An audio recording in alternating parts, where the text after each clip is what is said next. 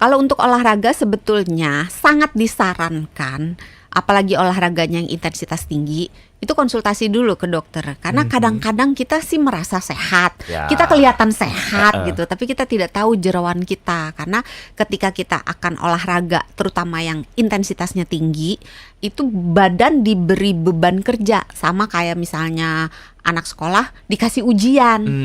Nah, kalau misalnya dia nggak dikasih ujian, cuman sekolah biasa aja, kan nggak ketahuan nih anak ini pinter atau keteteran. Begitu dikasih ujian, ya langsung ketahuan. Sama seperti badan. Kalau memang di dalam aktivitas sehari-hari yang tidak menuntut si jantung, si paru-paru bekerja dengan keras, kerja lembur, kerja ekstra, maka nggak kelihatan bahwa ada gangguan di jantung, bahwa ada gangguan di paru-paru. Maka sebaiknya sebelum melakukan olahraga, konsultasi dulu ke dokter.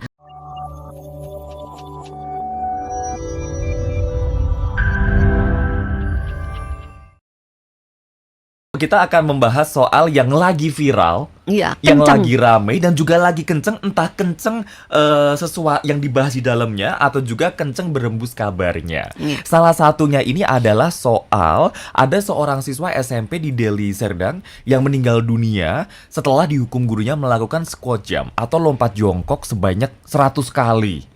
Yang sampai meninggal dunia. Artinya ini bisa ada banyak yang bilang juga, netizen ini kasihan juga kalau si siswa ini memang jarang olahraga atau hampir nggak pernah olahraga, tiba-tiba disuruh olahraga dengan intensitas yang tinggi, kan kasihan tubuhnya. Sama halnya juga nih Dokter Santi yang lagi ngetren-ngetren orang tiba-tiba lagi hobi maraton, padahal mungkin sebelum-sebelumnya nggak hobi lari. Atau juga ada yang kalau dulu waktu pandemi nggak pernah sepedaan, tiba-tiba hobi sepedaan dan lain sebagainya. Akhirnya yang jadi concern di sini adalah orang yang ya kalau emang udah sering olahraga mau intensitasnya dinaikkan ke tinggi nggak apa-apa. Tapi kalau yang belum pernah sama sekali tiba-tiba olahraganya dinaikkan intensitasnya, kasihan tubuhnya. Dokter Santi ngeliat fenomena kayak gini gimana sih? Ada sisi positifnya atau banyak sisi negatifnya atau gimana? Sebelumnya mengucapkan turut berduka cita Iya, dulu dong tentunya, untuk keluarga tentunya. besar, Betul. murid di Sumatera. Mudah-mudahan tidak terulang kembali dalam sejarah dunia pendidikan di Indonesia, sebenarnya di seluruh dunia sih.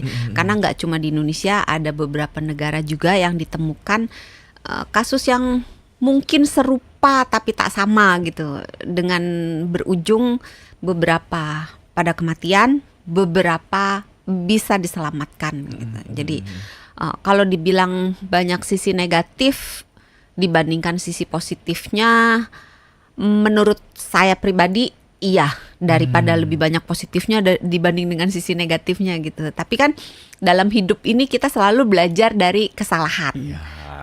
Dan agak susah juga sih sebenarnya kalau dibilang ini kesalahan siapa, karena ya udah kesalahan bersama sebenarnya. Kita tidak bisa menyalahkan salah satu orang atau salah satu pihak, karena memang semua pihak sebenarnya memegang peranan terhadap budaya mendidik di negara kita tercinta ini, mulai dari keluarga yang merupakan satuan yang paling kecil di mana anak-anak belajar, di mana anak-anak dididik gitu.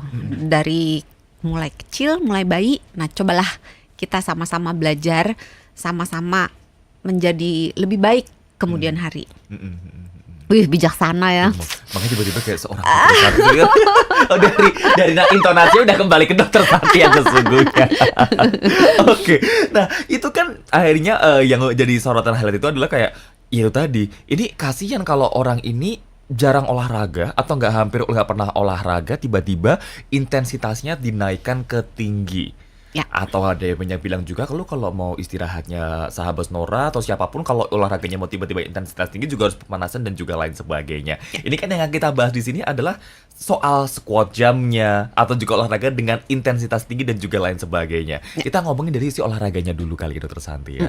Olahraga itu emang dianjurkan, sangat dianjurkan sekali untuk kita supaya sehat katanya. Bekalnya selain sayur tapi bukan juga katanya loh, memang emang sih iya. sih. Semenjak olahraga jadi kelihatan mudaan dikit. Iya, badannya juga bagus loh sekarang. Amin. Sahabat Sonora, kalau yang belum pernah melihat Haria secara langsung, itu secara langsung maksudnya. Cobalah kalau ada acara-acara off air Sonora, dateng lihat Sonora, lihat Mas Haria. Badannya sekarang. Udah Nggak sia-sialah jadi anak angkatnya Dr. Santi. Udah aku mau nge-gym lagi deh kalau gitu. Iya. Sebelum olahraga, kondisi tubuh seperti apa yang diperbolehkan kita boleh olahraga? Karena Haria juga inget banget waktu itu Haria bilang ke Dokter Santi, iya nih badan lagi kurang enak gini-gini. Berarti kalau gitu jangan olahraga dulu. Cuma sometimes kan ada orang yang nggak pakai konsultasi, demam dikit-dikit doang, capek dikit-dikit doang, akhirnya tetap digas. Jangan dimanjain. Iya, yang itu jangan olahraga, tetap olahraga. Nah, dalam kondisi tubuh seperti apa sih kita ini boleh bergerak fisik yang intensitas tinggi atau juga olahraga ini? Sebenarnya kalau untuk olahraga dulu ya, yang intensitas tingginya disimpan dulu.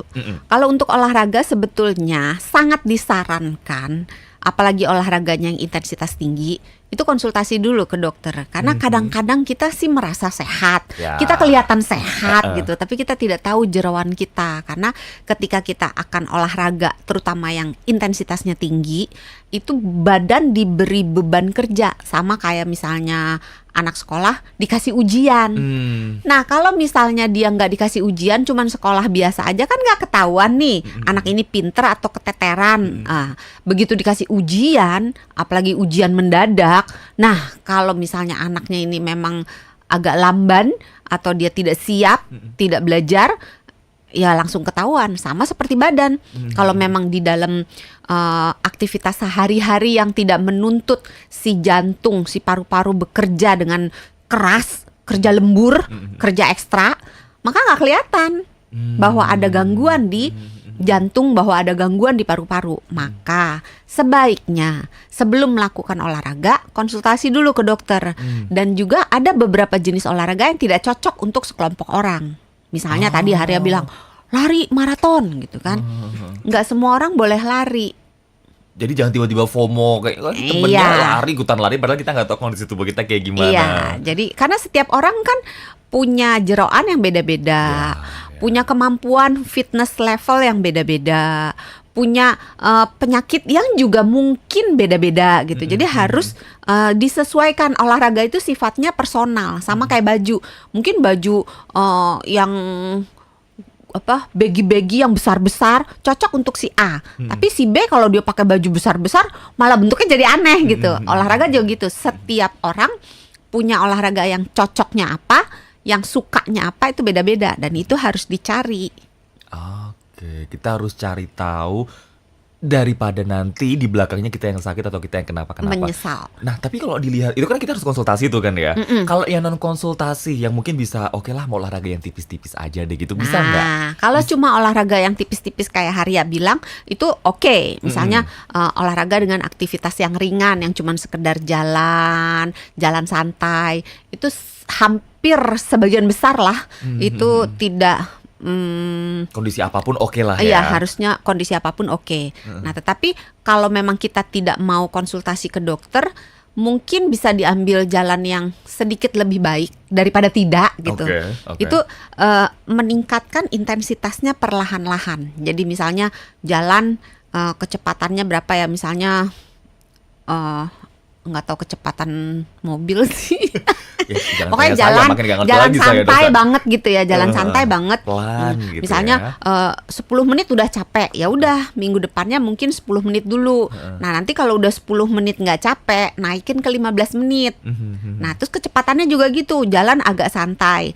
Kalau misalnya udah capek, ya udah nanti minggu depannya kalau udah terbiasa dengan kecepatan seperti itu, naikin sedikit lagi. Jadi baik intensitas maupun lamanya maupun durasinya, yang tadi mungkin nggak pernah olahraga, mungkin seminggu sekali aja dulu. Kalau udah bisa seminggu 2 kali, kalau udah bisa seminggu 3 kali gitu. Jadi naikinnya dikit sehingga ketika naik sedikit tubuh belajar untuk mengkompensasi. Sama kayak anak-anak sekolah, dikasih ulangannya mungkin 3 halaman dulu.